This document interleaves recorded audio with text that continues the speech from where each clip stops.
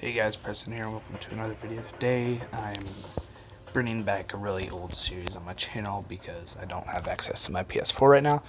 We are going to do a app recommendations video. Today we are talking about DC Legends, as you know from the title already, so I'm going to do a little bit of explaining. I'm going to play one mission just so you can have some gameplay, and then we'll leave it at that. I like this game a lot because it's just a good time waster. You do need internet or data of some sort to play it, like most games now, sadly. But it's really cool, especially if you like DC, because it's a DC game and the gameplay's like a turn-based fighter kind of thing, like similar to some RPGs. But obviously, the only problem with it is it's sort of a pay-to-win, or there's a reward system for like paying for items, which I can explain, but you don't need to.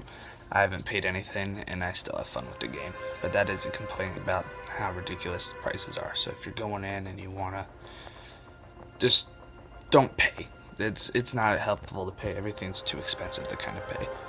They get you to pay on these, where you see you need these to get a heroes. You have like these little shards or something, I don't know what you want to call them, but you need, so like, see, you get fragments here, they're called hero fragments, and so you need a certain amount, it says, to unlock the character, and then you can get those fragments again for the character to raise their stars. Sometimes, like, you can buy a pack, I think, a free one every once in a while, or it was in-game currency that gives you higher up star levels, like these two or those two. For most of the time, you unlock it with 1 star, and then if you get more of those fragments, you level them up, or like any of these.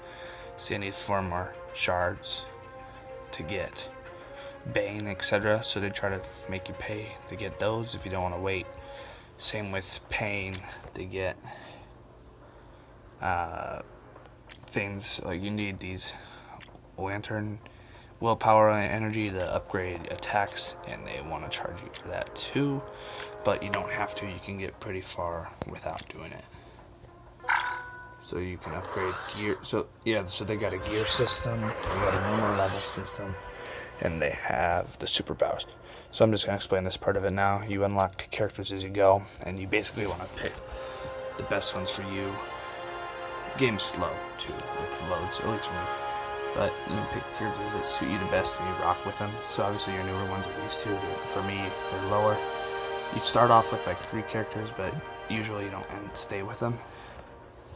And so, for example, this is my main crew now, is Robin, Deadshot, Sinestro, and Zatanna, because Zatanna's one a lot of people use, or Zatanna, because one of her abilities that she can use in the battlefield is she heals herself and allies, so you want to upgrade that as much as you can, and her normal attack's not bad either.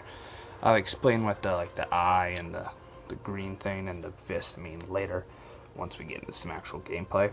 They do factor in on the characters you want to pick, because each character is stronger against another and weaker against another. So like, for example, the blue is strong against the green, but it's weak against the red, etc. And so you do that, and you figure it all out. You level them up as you go. Those are my characters. Your level up top, you see I'm level 33 in the top left. That level dictates the highest level these characters can go, and you level up by getting XP through things like missions, PvP, and daily missions like this. I have to start 5 battles on heroic difficulty, etc. You have an energy meter up top. You say I'm at 10, and I think it's like 1 energy every 3 minutes or something, so you can't just play continuously. Your PvP is here, and you fight people of closely similar levels. I did lose to a 29, guys, so I'm pretty bad at the PvP apparently. That's where the pay to win's like really heavy, is the PvP, obviously.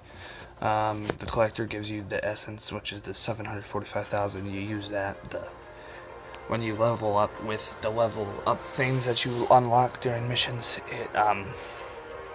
It costs that It costs essence to do that, but you'll definitely have enough, if you can tell. I'm not going to run out anytime soon. Anyways, I'm going to jump into a campaign game so I can show you some gameplay. I'm going to do... Right now I'm in the process of just trying to get all my old missions up to 3 stars. Because I think, why not? I got time and I might as well play it. So this time I'm going to be fighting characters that definitely are easier than where I'm at right now. All the characters you face usually their levels are lower anyways, but when there's more, they just tend to be better the further you go on in the chapters. I'm only on chapter 4. Just starting what you see here. When you win, you get these rewards, you get XP. The Speed Force thing, the flash signal, is, for any mission you have 3 stars on, you can hit the Speed Force button, and it will just, like, complete it for you, and then you'll get some of the rewards available. The XP is what I use the Speed Force most often, that way I can level up my characters a bit. So we're going to go ahead and do this battle, try to get it up to 3 stars. I'll explain this. So there's going to be 11 physical guys and only 1 mystical, so since energy is strong against physical, that's how it works. That's the trying place. Yeah, but since energy is strong against physical, I'm going to go ahead and keep that layout right there. We have 2 energy, a physical, and then my healer, and we're going to run with that for this one. Should be easy because if you look at the power levels, I'm at 6,000 and they're at 3,000, so it's just one of those missions I didn't get 3 stars when my characters were closer to their level, and I just forgot to go back and do it, so I'm doing it now. Just because it'd be boring for someone to lose. So these are the 3 abilities. Each character has 3 abilities available, and it's turn-based, so you can't click on any guy you want. You have to go in order they give you. So this third one is your main. Is like the deadliest attack, but it has the longest cooldown for his. Takes 3 different turns of him for me to be able to use again. If I use it, it does the highest damage. For most of the time, this is something that is just like a random thing that helps your character or characters around you. Like this gives them critical chance to do more damage, and this is a basic attack. So since this cooldown is 3 times, I usually use the heaviest ones, wave 1, and then they'll be ready to use again by wave 3, which is the final wave with the hardest enemies. So then all the enemies go. You can tell who's close to their turn by the yellow ring up top. So Hawk Girl and Sinestro have a similar third ability where it does damage to everyone on the screen, all the villains. So I'm going to go ahead and use that, as it should be refilled by the time I need to use it again. She, however, only has 2 abilities, unless there might be a third one I can unlock later, but currently I only have these 2, the healing and her basic attack. So, like I said, this mission's probably going to be easy, but you can see some of the gameplay. I'm going to go ahead and finish them off with this, just because I know it'll be cooled down by the time. Sinestro is my strongest character for sure. He does the most damage regardless. Even his basic attack does more damage than some of the character's strongest attacks. I'm going to go with this normal hammer strike. And let me know if you want to see more of this game, because I can do some talking about characters, which ones are the best options, and about some of their abilities and stuff, only if you want to. Once again, for the weekends like this, where I'm at my mom's house, where I can do normal console videos. See, she took a lot of damage because they targeted her, so I'm going to trust that she can live another time, and I'll save that healing for later. There's strategy to this game as to who you want to kill first. You can choose to focus on one person at a time, or just weaken everyone. Sometimes it just depends on what's best in the situation. I wasn't thinking about it too hard right now because this isn't that hard of a mission. But I definitely do not want anyone to die, though. Only when you get 3 stars if no one on your team dies. So I'll go ahead and use the health now to save her. Sorry about the jaw popping thing. It's weird, but I do it a lot. So now the gray character is like the boss of this mission.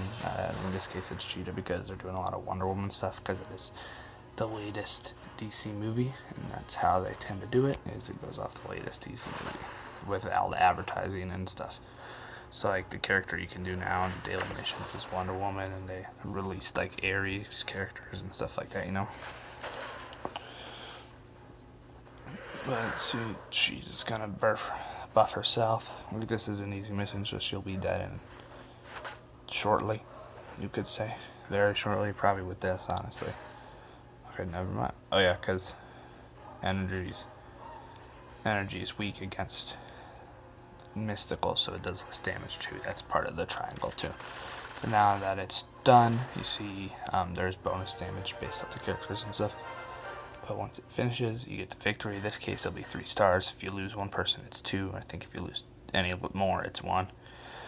In this case, I won these pieces that can be used for those equipment upgrades you saw, and then this is level up stuff that you use to level your character up, and then 3 speed force in that essence and XP. So I'll go back to the map now. There is loads, not loaded screens, but it's a fun game. Basically, that's the gameplay you saw, and that's what you're going to be using a lot in this game. This collector gives you free essence that refills every once in a while. The void scanner is the thing where you get a free scan every day that it'll just spin around and it'll randomly land on one of these. So you can get hero shards. In this case, for that version of Batman, you can get any of these things you see there, and you get a free spin every day, or you can pay 250. Then you have this new thing called Red Alerts, which is a series of missions you will do back to back, and the characters, when they sustain damage, it carries over with them into the next level. I might try this soon because I haven't tried it yet, but obviously in this case these guys' enemy difficulty is moderate, and some of these will have bonuses to different types of heroes. So yes, that's pretty much it. That's me talking about this game. There's events too, but those are right for the more experienced players. You have this hero challenge. What you do, you can do this, which can help you win the Wonder Woman character, but it requires specific heroes of increasing ranks and special bonuses. For key heroes, those I think you have to be even higher than what I'm at now, but you will be able to do them eventually. PvP I talked about. So that's everything to this game pretty much. It's just one of those fun games with good graphics for mobile that you get to waste time on. So yeah, I recommend this game. It's called DC Legends. Don't spend money in it though. It's a free game. Don't fall for the microtransactions. That's all I gotta say. But if you don't do that and you just enjoy the game, you'll like it. So this has been another app recommendation video, guys. I hope you enjoyed. This is KMA Preston, signing out.